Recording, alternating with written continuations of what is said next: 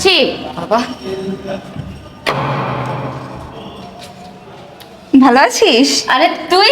হ্যাঁ, এই তো তোর জন্যই রান্না করছিলাম। আচ্ছা। কিরে, ও এখানে কেন? কিরে, তুই এখানে কেন, চিনিস নাকি ওকে? আর তুই যে কি বলিস না, ওকে আমার থেকে ভালো কে চিনে? আচ্ছা, তোর ড্রাইভার হয়তো বা, তাই না? তোর না তোর হাজবেন্ডকে নিয়ে আসার কথা ছিল, কই সে কই? আরে আমি মনে হয় নিচে। আচ্ছা, বুঝতে পেরেছি, যা বস বস। আসো আসো, বসো। আরে কি করছিস তুই? তোর ড্রাইভারটাকে আমার এত দামি সোফায় কেন বসালি?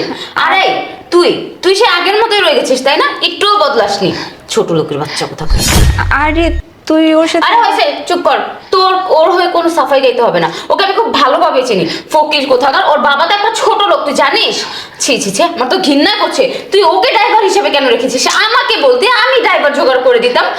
ছি, আসলে তুই যে ব্যাপারটা ভাবতেছিস আরে ওটা না। হয়েছে, চুপ কর তো। তোর সাথে কথা বলি, তারপর বল তোর কি অবস্থা? আমি তোর জন্যই রান্না করছিলাম।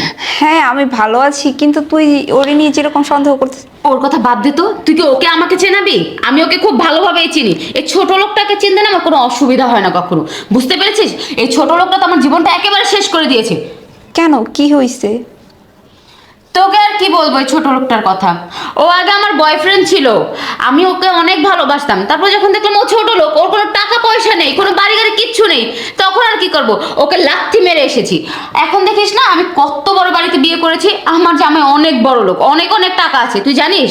আর তুই এই ছোট লোকটাকে তোর ড্রাইভার হিসেবে রেখেছিস। আর ও তো মানুষের ড্রাইভার হওয়ারও যোগ্যতা রাখে না। আর এই শোন, এই তোকে বলছি, ছোট লোক কোথাকার, তোর যখন ড্রাইভারি করার ইচ্ছা ছিল তুই আমাকে বলতে, আমি তোকে ভালো একটা কাজ দিতাম, ভালো একটা চাকরি দিতাম। তুই শেষে কিনা ড্রাইভারের চাকরি নিলি, আর ড্রাইভারটা নাকি আমার বাসায় এসেছে। ছি ছি ছি, ওই রকমই আছিস তাই না? গরিব ছোট লোক কোথাকার।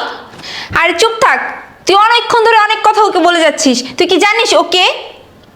আমি বুঝতেছি না তুই ওর হয়ে এত সাফাই কেন গাচ্ছিস। কে ও, কে? শোন, তুই যাকে গরিব ছোট লোক বলছিস না, এই মানুষটা আমার হাজবেন্ড। কি? এই ছোট লোকটা তোর হাজবেন্ড? ছি ছি ছি ছি ছি, আমার তো ভাবতে ঘৃণা করছে, তোর রুচি এতটা নিচে নেমে গেছে। আরে আমি তো ওকে আরো কত বছর আগে রিজেক্ট করেছি, কারণ ও ছোট লোক, ও ফকির, ও কিচ্ছু নেই। আর তুই কিনা শেষ পর্যন্ত আমার ফেলে দেওয়া মালটাই ব্যবহার করছিস। ছি ছি ছি ছি ছি।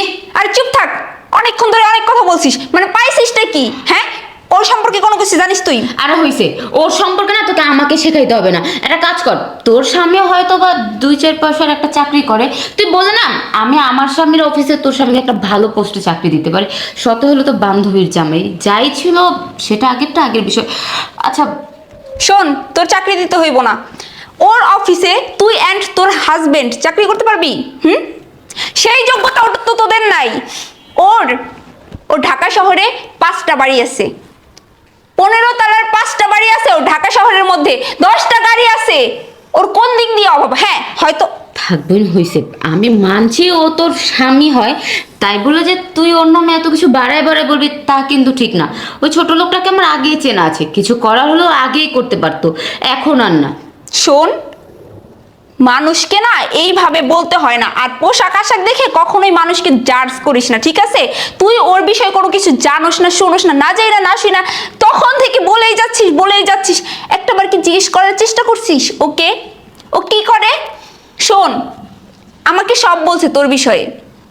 তোর সাথে ওর একটা অ্যাফেয়ার ছিল, তুই ও ছোট লোক ফকির এইসব বলে ওর লাইফ থেকে চলে গেছিস। তারপরে থেকে ও সিদ্ধান্ত নিছে তোকে কোনো একটা কিছু করে দেখাবে, আজ সেটাও করে দেখিয়েছে। শোন, এই ঢাকা শহরে না নামকরা ব্যবসায়ী 10 জনের মধ্যে ও একজন, ঠিক আছে?